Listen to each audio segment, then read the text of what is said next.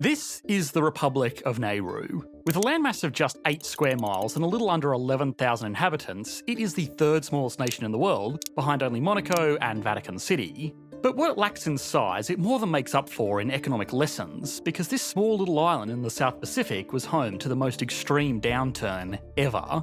In the past, we've talked a lot about how natural resources can have a huge impact on many countries' economies. Think of the immense oil wealth enjoyed by many of the Persian Gulf states. But when not managed correctly, natural resource wealth can sometimes do more harm than good in the long run, which is why many economists even go so far as to speak of the natural resource curse. This tiny Pacific island nation is perhaps the best single case study of what can go wrong. The country went from rags to riches, only to go back to somehow being worse than it started before it struck it rich. The lesson of Nauru is one that all economists can learn from, because it is one of the rare times in history that we have been able to clearly explore the economic mechanisms that drive these booms and busts on such a clear scale.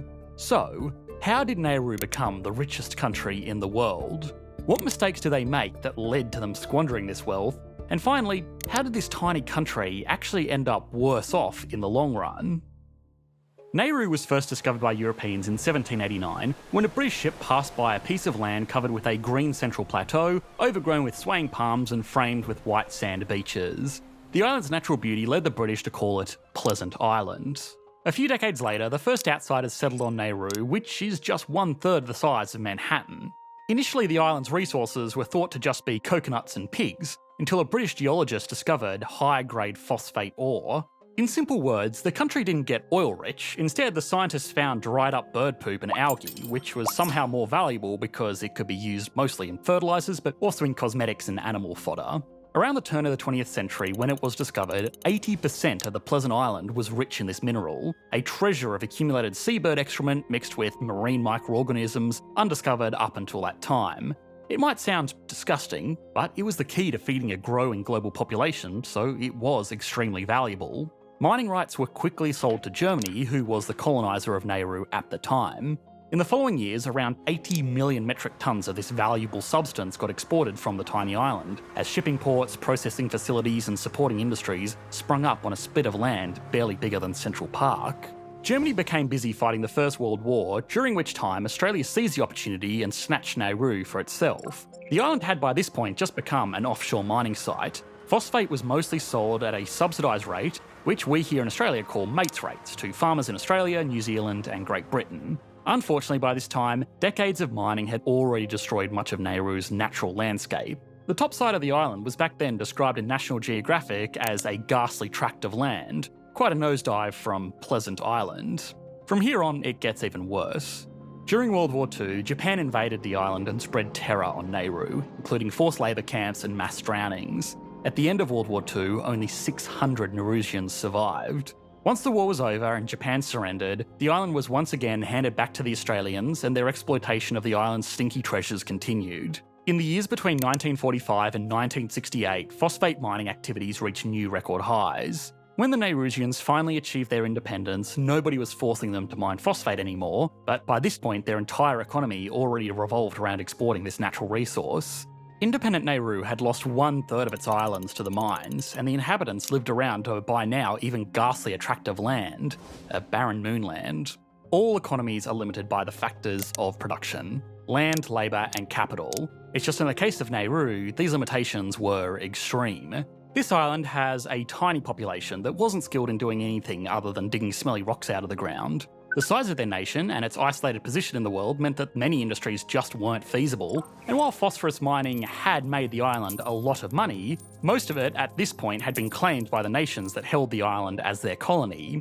They didn't have the infrastructure or expertise to develop any other industries, so phosphate experts were further increased to milk the cow while she was still alive. They really had no way of competitively doing anything else. It was already apparent that the supply of phosphate would run out within a lifespan or two, but that did not stop the Naurusians from rightfully demanding their share of the pie. This initiated an epoch of Nauru's history where some called it the wealthiest little island in the Pacific.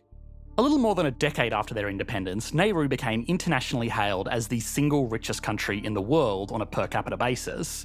In 1981, they had a GDP per capita of $27,000, which translates to $88,000 today.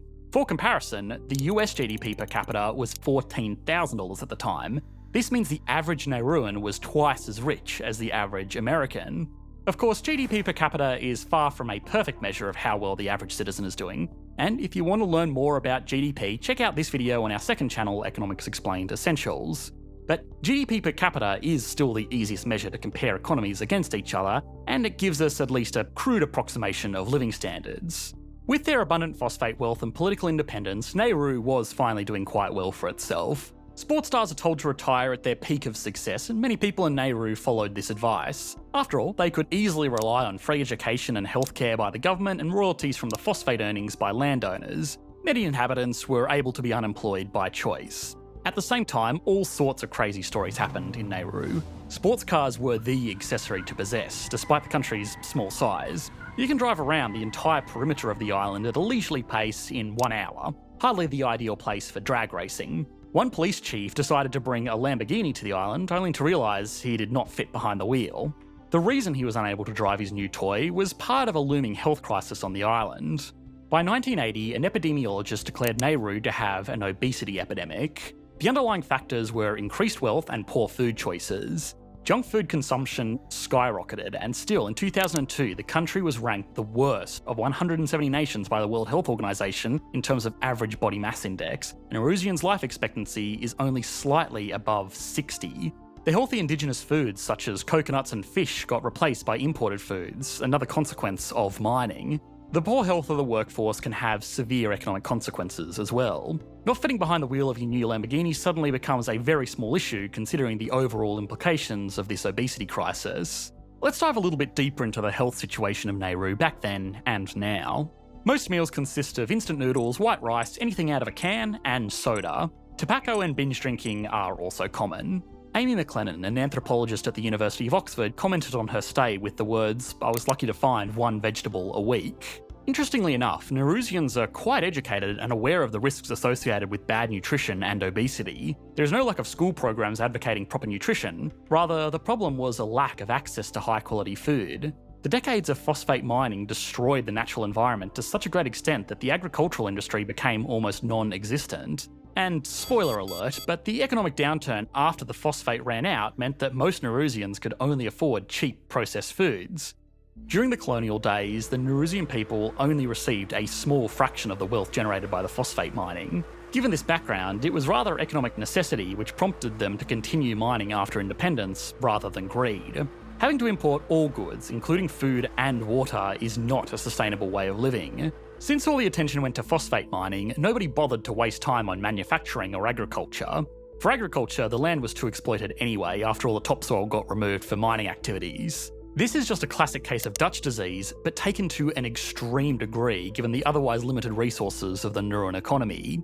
One strategy to avoid Dutch disease is diversification of the economy. This approach can be seen amongst Middle Eastern nations which try to diversify their economies actively. You can learn more about this in our recent video about the economies of the Gulf states' big dumb mega projects. To what extent these projects will be successful is still a matter of serious debate, but at least they are trying. The necessity to diversify was no news to the country's leaders, and they did try to venture into different industries. One was offshore banking, resulting in licenses for roughly 400 foreign banks at the beginning of the 1990s. These Nauruan bank branches were initially a huge success, but the strategy behind this success was, let's say, dubious at best. Customers did not need to visit the island to open a bank account. With so-called economic citizenship, one could easily get a Naurusian passport, through which the country becomes a paradise for money laundering and tax evasion. The government earned millions through fees, but it was not the solution to fix Nauru's economy after running out all of its phosphate treasure. In 2005, Nauru stopped the offshore banking business and it started requiring a physical presence to obtain a bank licence. This was not due to a change of heart, but rather due to immense international pressure, the US even categorising Nauru as a rogue state under the 2001 Patriot Act. Now, another way to deal with Dutch disease is to take the Norwegian approach, which is to set up a sovereign wealth fund designed to invest the natural resource wealth in a way that will generate dividends for generations to come. A lot of earnings from the phosphate boom had been invested abroad, meant for a time when their treasure would dwindle. This is a great idea that was unfortunately not implemented well at all. Risky investments and plain old fraud made the country lose a lot of its investments, ultimately pushing Nauru to the verge of bankruptcy. Not even the discovery of secondary phosphate deposits and the subsequent second phosphate rush changed the imminent economic collapse. The country went so broke, even the central bank went bankrupt. Their overseas real estate assets were repossessed and their aeroplanes were seized. Oh yes, planes. Nauru had launched a national airline in the 1970s. There was, however, one more glorious attempt to secure financial well-being. Nauru infamously became one of the biggest disasters in the history of London theatre. Nauru had earlier invested in Leonardo the Musical, A Portrait of Love. The musical depicted a fictional love triangle between Da Vinci, Mona Lisa, and a soldier. Needless to say, the musical became a huge flop at a time when Nauru could not afford any kind of financial loss. By 2001, they were completely out of phosphate and their foreign investments had almost all ended up in failure. By this point, the country was completely broke and had a paltry GDP of $32 million adjusted for inflation. Unemployment skyrocketed to 90%, and the school system mostly collapsed. Just a reminder, we're talking about the richest country in the world just years earlier. Unfortunately, this is only the beginning of one of the darker chapters as a result of the economic misery Nauru faced at the turn of the century. In 2001, the large Norwegian freighter MV Tampa wanted to dock in Australia. Earlier, the crew rescued more than 400 mostly Afghan refugees from a sinking boat. Australia refused the MV Tampa to enter Australian waters and instead found the so-called Pacific Solution, an offshore detention camp on Nauru. Australia paid Nauru for their efforts of keeping immigrants away from their shores. It also created employment for the island and led to some bizarre situations. Nauru was still in no position to wave off millions of dollars in return for cooperation. The client state was far too intertwined with their large neighbour to refuse the new proposal. Even the fierce hostility of many Naurusians did not change this policy. Over the past 2 decades, Australia has employed Nauru's detention services on and off, and they continue to house migrants to this day.